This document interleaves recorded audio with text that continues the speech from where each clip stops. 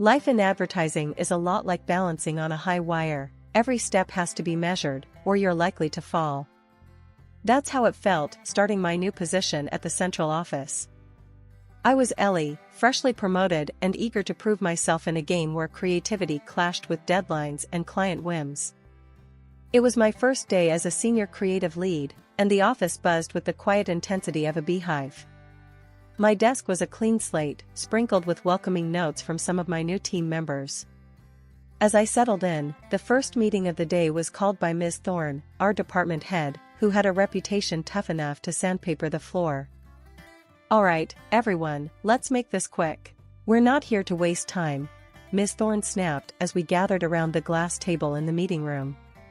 Her eyes were sharp, missing nothing. As the meeting progressed, I pitched our new campaign idea. It's fresh, it targets the younger demographic with their love for sustainability and authenticity. We're not just selling a product, we're selling a lifestyle they want to embrace. Ms. Thorne's lips thinned. "Interesting, Ellie.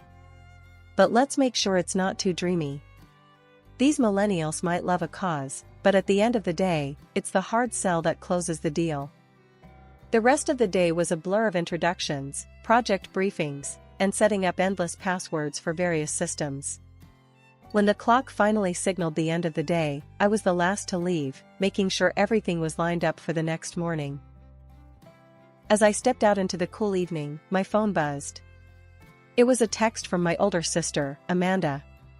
She rarely texted during the week, so seeing her name light up my screen brought a smile to my face. "Hey kiddo, just wanted to send you a little cheer. Mia nailed her choir solo today, and I got it on video. Sending it your way. Miss you." I texted back a string of heart emojis and a promise to call her over the weekend. My sister and I hadn't had the easiest time growing up, especially after our mom took off with her new flavor of the month and left us with our dad. When he passed, it felt like we only had each other against the world. I watched the video of Mia, her voice crystal clear and surprisingly mature for a 12-year-old. She had that spark, something special that made her more than just another kid in a school choir. "You're going places, kid," I murmured, pocketing my phone with a renewed sense of purpose. Saturday rolled around like a promise. I was finally on my way to Amanda's, armed with Mia's favorite chocolate cupcakes. Life had tossed enough at us, but weekends like these were small patches of normalcy we clung to. I knocked on Amanda's door, the familiar creak welcoming me inside. The aroma of fresh coffee mingled with the sound of Mia practicing scales in the background. Amanda emerged from the kitchen, a mock frown on her face. "Ellie, tell your niece to give it a rest, will ya?" My head's pounding like a drum solo. Laughing, I called out, "Mia, take 5. Aunt Ellie's here with the goods." Mia bounded into the room, her excitement bubbling over. "Aunt Ellie, did you watch the video? Did you see me hit that high note?" "I did, superstar. You were fantastic." I ruffled her hair, handing over the cupcakes, which she accepted with a grin. As Mia dashed back to her room, likely to stash the cupcakes away from adult supervision, I turned to Amanda. "How you holding up, sis? You look a bit worn out." Amanda sighed, pouring us coffee. "Work's a beast, Ellie. You know how it is. But it's nothing a good cuppa can't fix." We settled onto the couch, sipping the bitter brew. "Ellie, have you spoken to Mom recently?" Amanda's voice was tentative, almost cautious. Rolling my eyes, I shrugged. "You know I haven't. Not after the last circus. Why? Has she reached out?" "Nah, just the usual postcard from wherever the hell she is now. Maldives, I think. Says she's living her best life or some crap like that." Amanda's tone dripped with disdain. I snorted. "Living her best life, huh? Must be nice, forgetting you have daughters who deal with real life every day." The conversation turned as we discussed Mom's latest escapades, none of which involved her being a responsible parent. It was old news, but it stung anew each time. Changing the subject, Amanda leaned in, lowering her voice even though Mia was out of earshot. Speaking of real life, I've been thinking about setting up a YouTube channel for Mia. She's got talent, Ellie. Real talent. My interest piqued. That's a solid idea. She's a natural in front of a camera, and Lord knows she's got the pipes. What do you need to get started? Just some basic recording gear. Nothing fancy. I've saved up a bit. Plus, if it takes off, maybe it could help with her college someday. We spent the rest of the afternoon brainstorming for Mia's channel, our voices filled with an excitement that had been missing for too long. It wasn't just about the potential of a YouTube channel, it was about giving Mia something solid, something joyful to hold on to. Driving back to my place, I couldn't shake the feeling of warmth that only a day well spent with loved ones could bring. Despite the chaos of work, this, family, was what mattered. And I was ready to fight for it, come what may. 2 years flew by unnoticed: work, family, and work again. That Tuesday started like any other day at the office, with coffee that was too bitter and emails that were too many. But just before lunch, my world came crashing down with a single phone call. The hospital number flashed on my screen, and a cold sweat broke out across my back as I answered. Hello? Is this Eleanor Jenkins? A stern voice asked on the other end. Yes, speaking. What's wrong? I'm sorry to inform you that your sister, Amanda Jenkins, was brought in today. She had a heart attack at work. She didn't make it, ma'am. I'm very sorry for your loss. The floor might as well have fallen away under me. Thank you, I'll be there as soon as I can. I hung up, my heart pounding in my ears, and my vision blurry. Stumbling to Miss Thorne's office, I barely managed to knock. Miss Thorne looked up, her usual scowl in place. What now, Jenkins? I hope you have a good reason for interrupting. My sister, she died. Heart attack. I need to go to the hospital. I managed to choke out, the words tasting bitter on my tongue. Her eyes narrowed, assessing me like I was a faulty cog in her machine.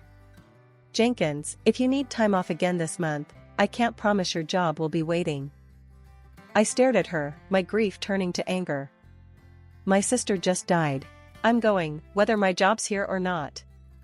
Without waiting for her response, I turned and left her office, her sharp voice calling after me. Think about your career, Jenkins. I didn't stop, didn't look back. Grabbing my purse, I bolted from the building and hailed a cab, the hospital address spilling from my lips like a prayer. At the hospital, I was a zombie, signing papers I didn't read, nodding to words I didn't hear. It was over. She was gone. And then the hardest part came, telling Mia. I collected her from school, the normal smile she greeted me with tearing at my heart. As we sat in the parked cab, her smile faded, her eyes searching mine. Aunt Ellie, why are you here? Where's Mom? I took a deep breath, my voice a whisper. Sweetie, something very bad happened. Mom had a big heart problem today. She didn't make it. Mia's face crumpled, her small body shaking with sobs. No, that can't be. Mommy was fine this morning. I pulled her close, her tears soaking my shirt. I know, baby, I know. I'm so sorry. We sat there, the world outside continuing as if nothing had changed, as if my sister wasn't just gone. But for us, everything had stopped. The cabbie, bless his heart, did not bother us and even turned off the meter. Later, we went back to Amanda's house, a place now hollowed by her absence. I tucked Mia into bed, the silence oppressive. That night, I didn't sleep. I sat in the living room, surrounded by reminders of my sister, the weight of my new reality pressing down on me. The next morning, I had to make the call I dreaded most. My fingers were stiff as I dialed our mother's number, the phone heavy in my hand.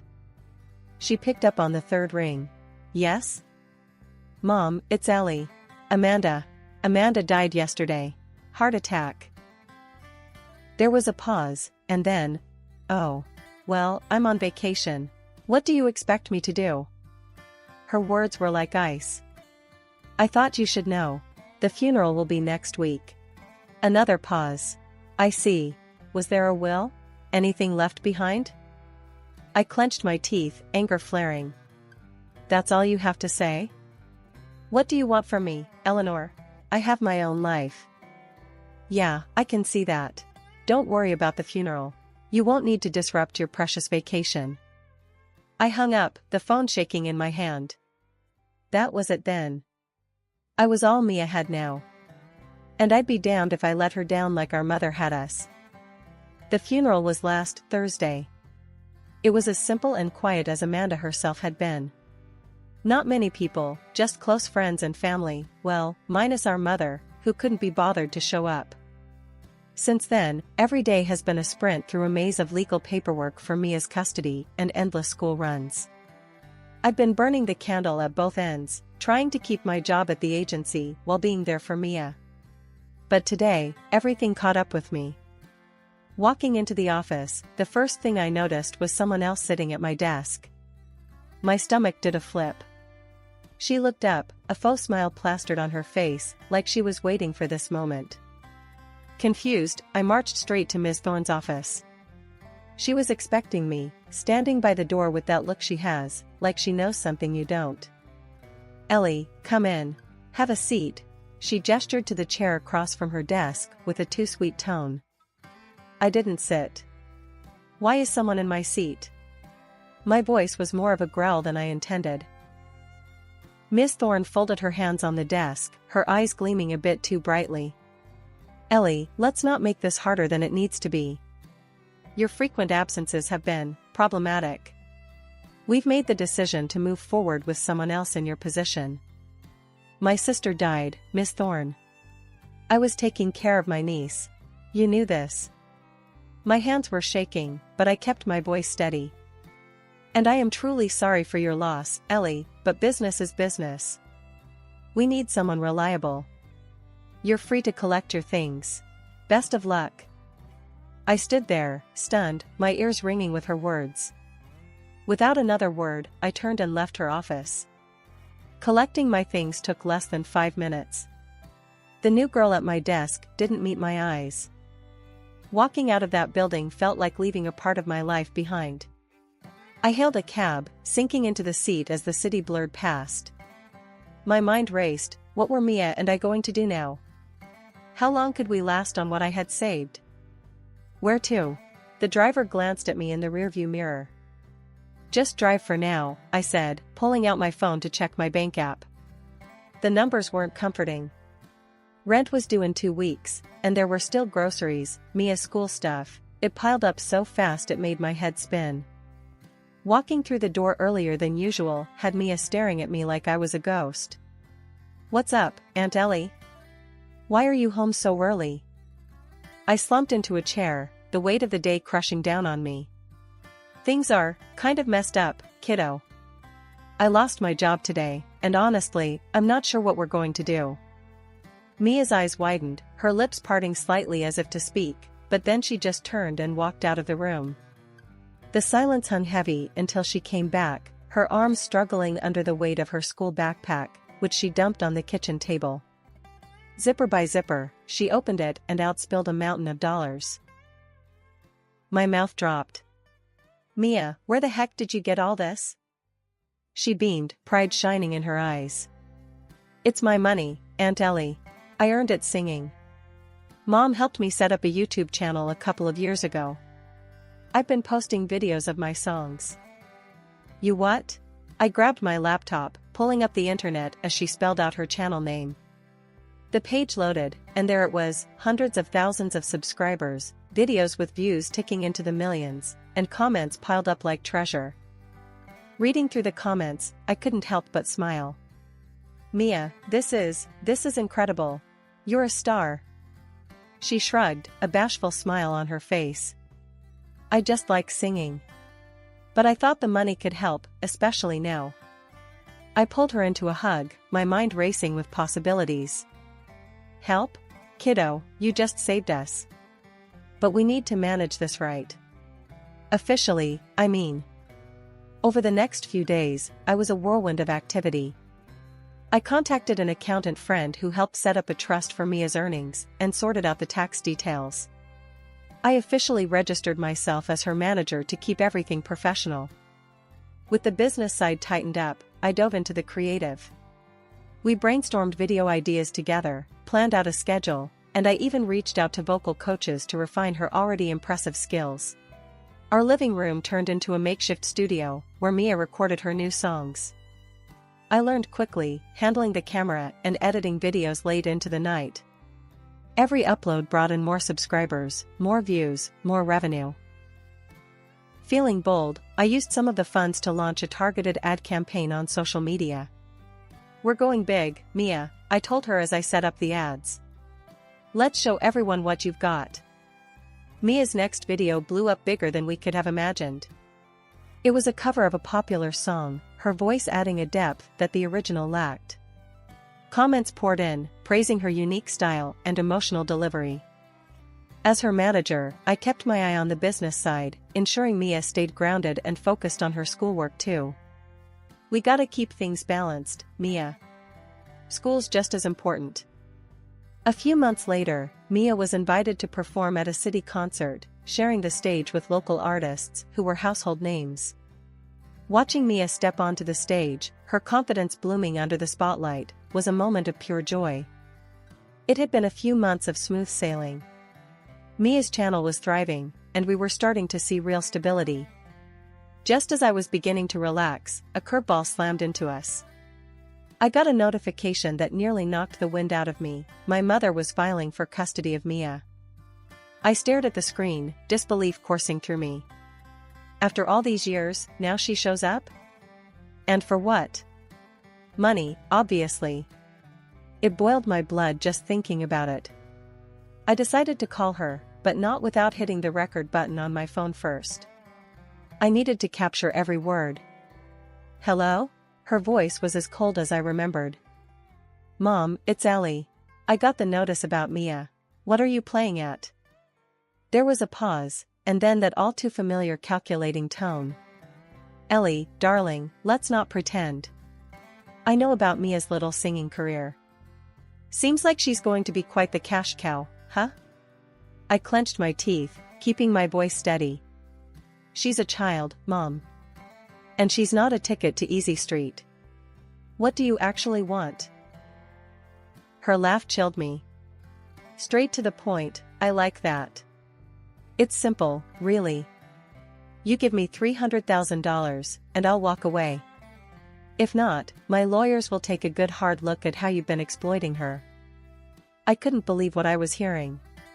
This was extortion, plain and simple.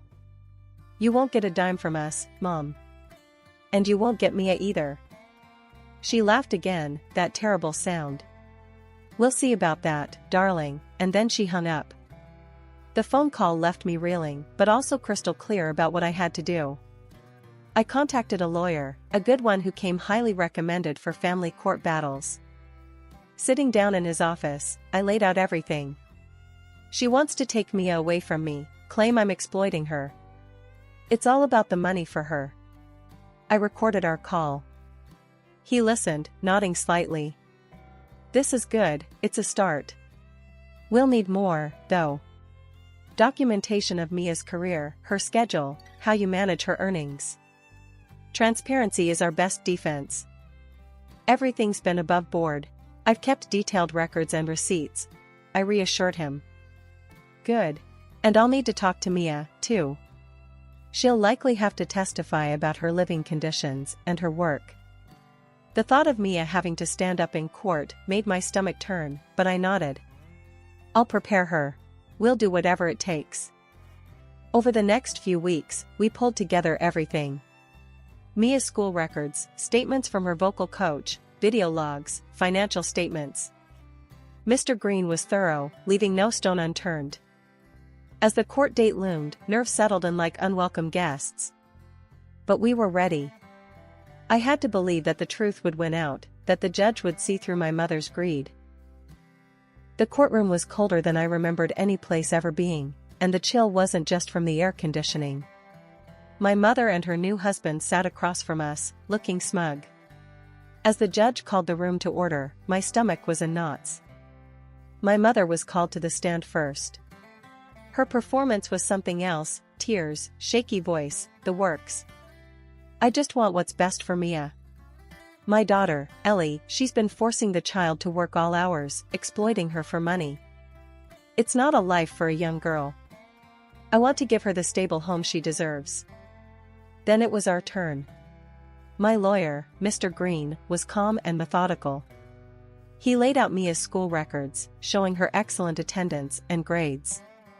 He presented logs of her work hours, well within legal limits for a child her age, and financial statements proving that the money from Mia's channel went into a trust solely for her use. As you can see, Your Honor, Mr. Green concluded, all allegations of exploitation are baseless. My client has gone above and beyond to ensure the well-being and proper management of her niece's talents and earnings. He then turned on the recording of the phone call I'd made to my mother.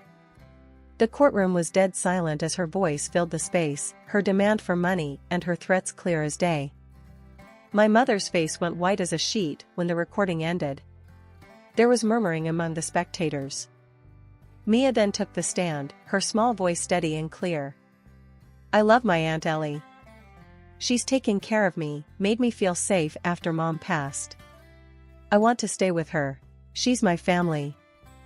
The judge nodded, scribbling some notes.